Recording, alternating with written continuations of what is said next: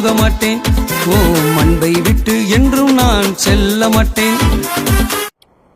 Okay, பிள்ளைங்களா சொல்றாங்க, ஐயா உங்க முகத்தில் ரொம்ப சிரிப்போடு இருக்குதுன்றாங்க. உங்களை சிரிப்பு புன்னகையோடு உங்களை சந்திக்கிறேன். நல்லா இருக்கிறீங்களா? பேசப்பா நம்ம வாழ்வை மேன்மைப்படுத்திக் கொண்டே இருக்கிறோம். அதை எண்ணி பார்க்கும்போது மிகுந்த மகிழ்ச்சியா இருக்குது. நல்லா ஒவ்வொரு முறை எண்ணி பார்ப்பேன், என்னடா ஏசப்பா என்னை இவ்வளவு லவ் பண்றாரா அப்படின்னு சிந்திச்சு பார்ப்பேன். ஒண்ணுமே இல்லை, தகுதியும் கிடையாது, எல்லாரும் ஒரு மாதிரி புறக்கணிச்சாங்க. இப்போ நம்ம ஊழியம் செய்யும் போது கூட நிறைய பேர் நம்மள பேசுறாங்க. ஆனா இவ்வளவு பேர் பேசி கூட அவரு அந்த அன்பை வெளிப்படுத்துறாரு பாருங்க நம்ம மேல. நினைச்சு பார்க்க முடியல. இப்படியும் ஒரு அப்பா நமக்கு இருப்பாரா? எத்தனை பிள்ளைங்க நீங்க ஏந்துங்க இல்லையா? எத்தனை வாலிப பிள்ளைகள், எங்க அப்பா பேச மாட்டாங்க ஐயா, எங்க அம்மா பேச மாட்டாங்க, நீ யாருமே புரிஞ்சிக்கல அப்படின்னு ஒரு ஏக்கம், அழுகை. அதை உணர்ந்தவங்களுக்கு தான் அந்த வழி தெரியும், அந்த ஃபீல் தெரியும் இல்லையா?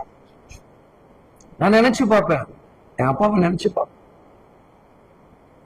எல்லாரும் ஒவ்வொரு விதமா பேசுவாங்க, நிறைய பேர் பேசுவாங்க.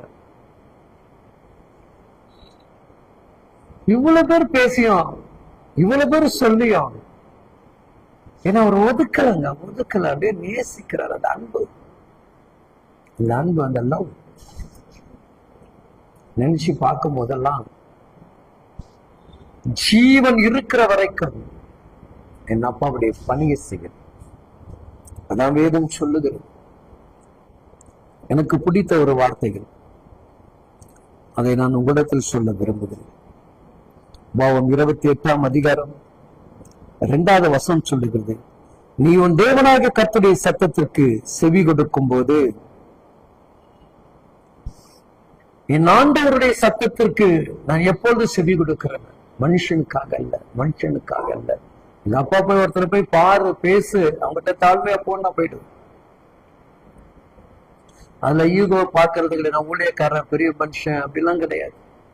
என் சக விசுவாசிக்குள்ள ஏதாவது ஒரு போராட்டம் வந்து அவங்க ஏதாவது இதாயிட்டாங்க, அவங்ககிட்ட போய் ஒப்புறானா உடனே ஒப்புரவாயிடும். ஏன்னா எங்க அப்பா எனக்கு கற்றுக் கொடுத்த பாடம். என் பிள்ளைகள் அப்படிதான் வளர்ந்து நான் நினைப்பேன் இல்லையா? ஒரு அப்பாக்கா தானே, உங்க அப்பா அம்மாக்கு அப்படித்தானே இருக்கும். என் பிள்ளைங்க என் சத்தத்துக்கு கேட்கணும் அப்படின்னு நினைப்போம் இல்லையா? அப்ப என் அப்பாவுடைய சத்தத்துக்கு நான் செவி கொடுத்தபடினால் அவர் எனக்கென்று சொல்லப்பட்டிருக்கிற அனைத்து ஆசீர்வாதத்தையும் நான் சுகந்தித்துக் கொண்டு இருக்கிறேன். நிறைய டிராவல், நிறைய போராட்டம், நிறைய அவமானம், நிறைய நிந்தைகள். ஆனா அதெல்லாம் எனக்கு ஒரு பெருசா வழியா தெரியல.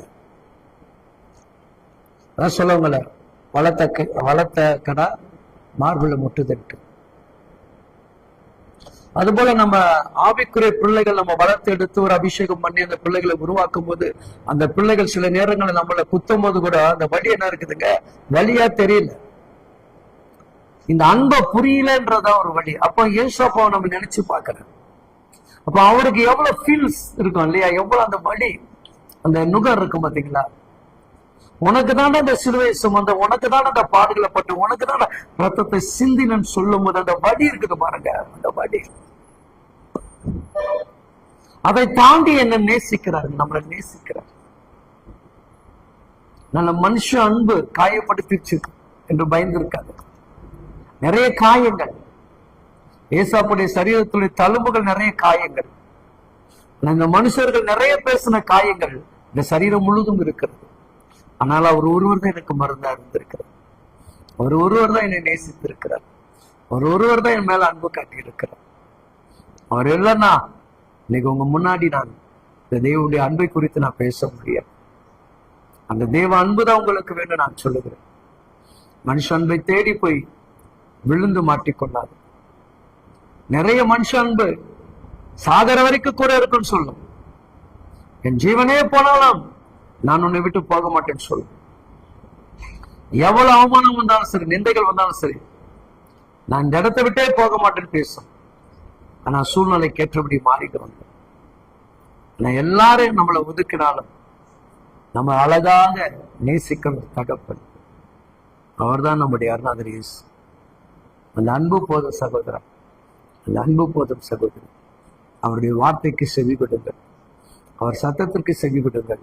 அவர் உங்களுக்கு சொன்ன அனைத்தையும் நிறைவேற்றி உங்களையும் உங்களுடைய குடும்பங்களையும் சமாதானத்தோடும் ஆசீர்வாதமாக வைத்திருப்பார். ஆமென். God bless you.